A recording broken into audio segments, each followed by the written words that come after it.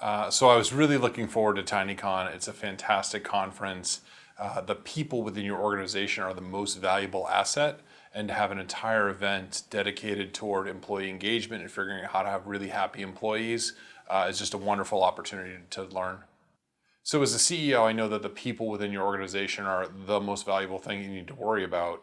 And I love TINYcon as an event because it's a whole conference about how to drive better employee engagement, which will help make it easier for you to attract the right talent and retain that talent, and to have an opportunity to spend that time and really dive into those issues with a dedicated event is fantastic. So that's the real big reason why I think TINYcon is a great event. So when you're recruiting and hiring, I think a lot of companies want to find people that are a good cultural fit.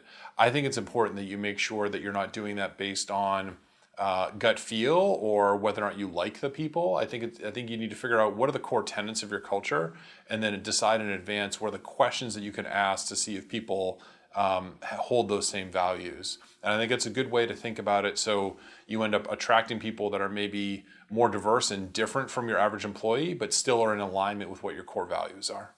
Continuous employee feedback is essential. It's the famous quote is that sunlight is the best disinfectant. So I feel like as CEO, you need to be really open to employee feedback and willing to accept it and just take it head on.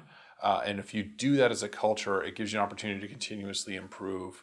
If you hide from customer feedback, your product and your customer experience is never going to get better. And if you hide from employee feedback, your employee experience and your ability to recruit and retain great talent is never going to get any better either.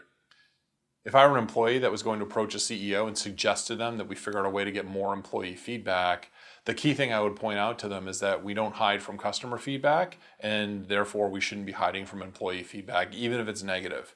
And I would also tell them that as CEO, you should want to know all the things and all the feedback, even if it's negative, because hiding from it, you're never going to be able to improve it, and it's going to end up coming back around and hurting you in the future. You're going to have surprise departures from employees.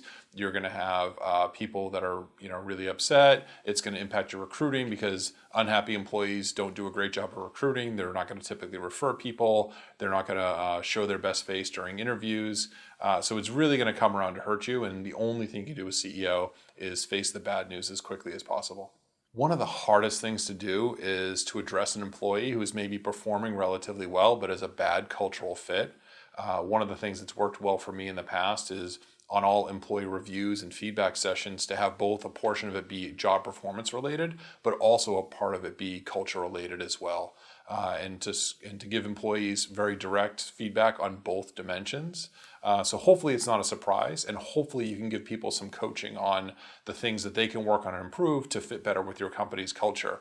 But if you do get into a situation where someone's gotten that feedback, hasn't been able to adjust and fit in with the company's culture, then unfortunately I think the right thing to do, even if they're a really strong performer, is that you need to make a change. I'm a new CEO, and one of the things I had to do was work with the team to understand what is the culture today and what is the culture that we want. And I think it's important to know that the culture that you talk to your employees about can be partially aspirational. It shouldn't be grounded in fantasy land. It has to be based on what the company is today. But I think it's actually very good if there's some things in there that maybe you're trying to aspire toward. And I think what we've tried to do at Lolo.com is establish our culture and talk to our employees about the things that, yes, we are today, and also some of the things like the changes and improvements we need to make as part of our culture is going forward too.